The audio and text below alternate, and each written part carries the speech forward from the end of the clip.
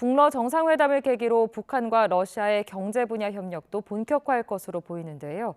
실제로는 북한이 러시아에 노동력을 공급하는 선에 그치고 그 한계도 뚜렷할 것이란 전망이 나옵니다. 최도희 기자입니다. 4년 5개월 만에 열린 북러 정상회담. 북한은 이 자리에서 러시아와 논의한 사안을 진행하기 위한 후속 조치 이행에 속도를 내고 있습니다.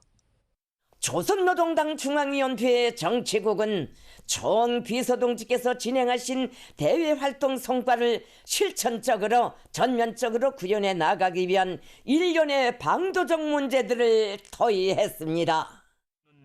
특히 무기 거래와 같은 군사 협력이 본격화하는 가운데 북러 사이의 경제 협력이 활성화될지에도 관심이 쏠립니다. 대북 제재로 에너지 자원 수입이 제한되는 북한 입장에서 무엇보다 절실한 건 정제유입니다.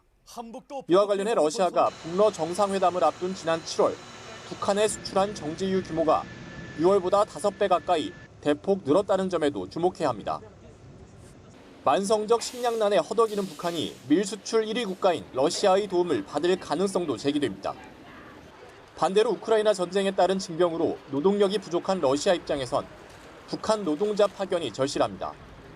북한 역시 외화벌이가 필요한 상황으로 양국의 이해관계가 맞아떨어지는 만큼 대북 제재에도 불구하고 북한 노동자의 러시아 파견은 증가할 것으로 보입니다. 이 밖에도 북한 항구로 러시아산 물건을 수출하는 방법 등이 경제협력 방안으로 거론됩니다. 다만 전례에 비춰볼 때 우리나라와 같은 제3국의 투자가 이뤄지지 않는다면 북러 경제협력의 수익성을 기대하긴 어려울 것으로 관측됩니다. 북한과 러시아 간에는 보다 다양한 경협을 논의하고 시작할 수는 있지만 한국과 같은 제3자가 투자를 하지 않으면 경협의 성과를 기대하기가 힘든 것이 현실이라고 할 수가 있습니다.